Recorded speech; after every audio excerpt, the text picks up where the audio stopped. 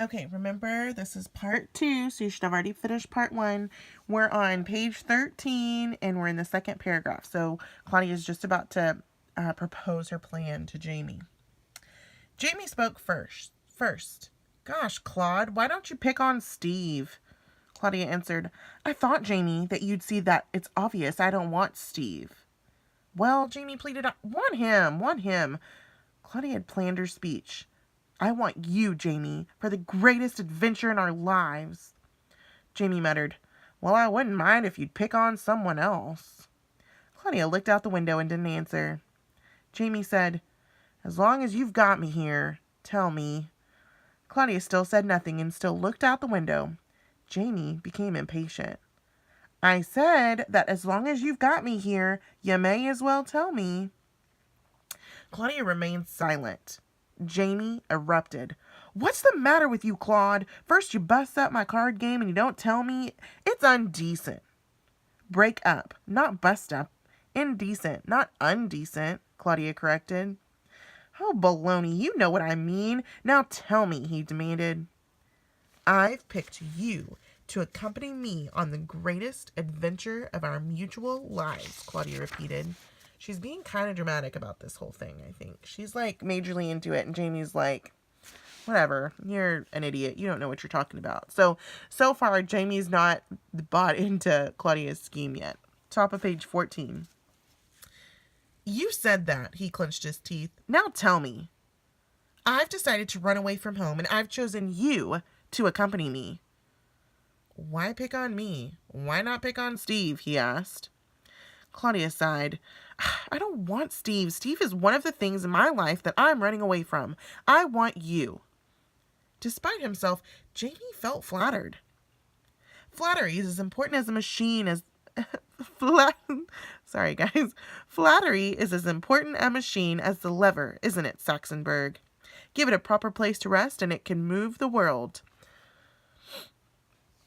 Flattery is kind of like when you make somebody feel good. So if I was like, oh, your hair looks so nice today, or sometimes you might go up to your mom and you might say, oh, Mom, you look so nice today. Hey, can I go to the movies? So like flattery is when you butter people up or try and make them feel good because you want something. So Jamie's trying to kind of butter Jamie up. Claudia's trying to butter Jamie up, so he'll want to go with her. It moved Jamie. He stopped thinking, why pick on me, and started thinking, I am chosen.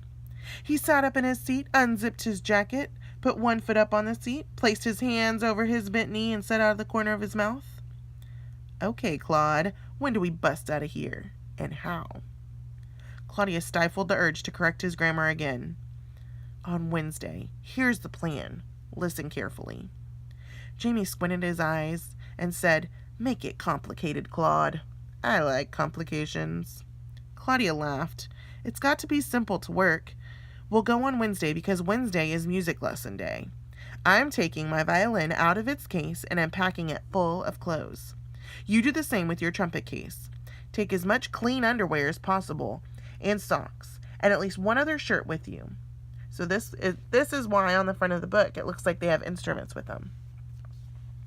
All in a trumpet case? I should have taken up the bass fiddle. You can use some of the room in my case. Also, use your book bag. Take your transistor radio. Can I wear sneakers? Jamie asked. Claudia answered, Of course. Wearing shoes all the time is one of the tyrannies you'll escape by coming with me. Jamie smiled, and Claudia knew that now was the correct time to ask. She almost managed to sound casual. And bring all your money, she cleared her throat. By the way, how much money do you have? Jamie put his foot back down on the floor, looked out the window, and said, Why do you want to know? For goodness sake, Jamie, if we're in this together, then we're together. I've got to know. How much do you have? Can I trust you not to talk? He asked. Claudia was getting mad. Did I ask you if I could trust you not to talk? She clamped her mouth shut and let out twin whiffs of air through her nostrils. Had she done it any harder or any louder, it would have been called a snort. Well, you see, Claude, Jamie whispered, I have quite a lot of money. Claudia thought that old Jamie would end up being a business tycoon someday. Remember, tycoon was one of our words. or at least a tax attorney, like their grandfather. She said nothing to Jamie. Jamie continued, Claude, don't tell Mom or Dad, but I gamble. I play those card games with Bruce for money. Every Friday we count cards and he pays me. 2 cents for every card I have more than he has and 5 cents for every ace. And I always have more cards than he has and at least one more ace. Claudia lost all patience. Tell me how much you have. $4? $5? How much? Jamie nuzzled himself further into the corner of the bus seat and sang, $24.43. Claudia gasped, and Jamie, enjoying her reaction, added, Hang around until Friday, and I'll make it 25 even. How can you do that? Your allowance is only 25 cents. $24.43 plus 25 cents makes only $24.68. Details never escaped Claudia.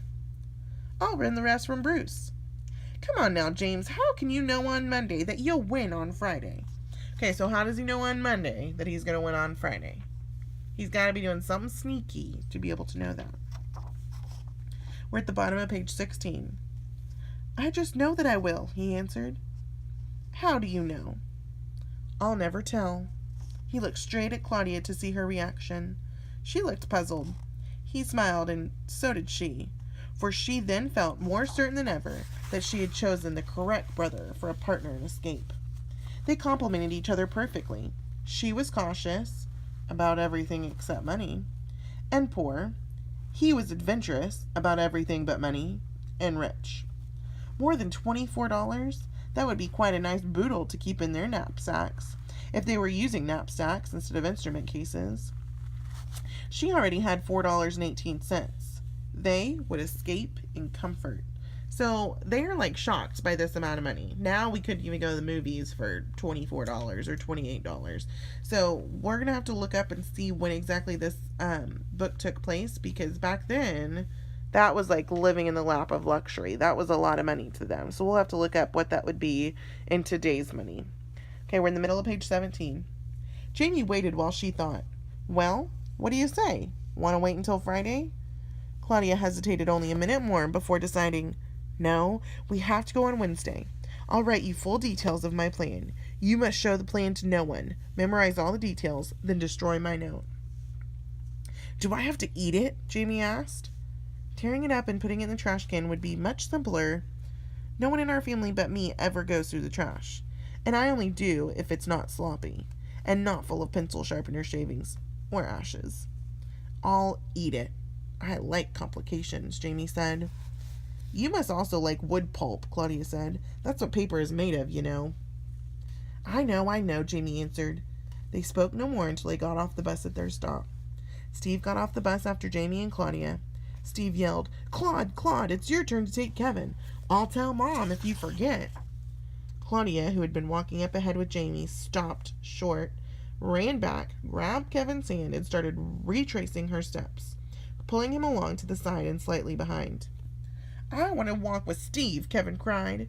That would be just fine with me, Kevin brat, Claudia answered. But today, you happen to be my responsibility. Whose responsibility am I next? He asked. Wednesday starts Steve's turn, Claudia answered. I wish it could be Steve's turn every week, Kevin whined. You may just get your wish. Kevin never realized then or ever that he had been given a clue, and he pouted the whole way home. Okay, so remember a point of view. Think about all the new things that are going on in our story, and make sure you're reading on Shobi to see what your assignment is. And I hope you enjoyed the first chapter of our book. So exciting. All right, guys.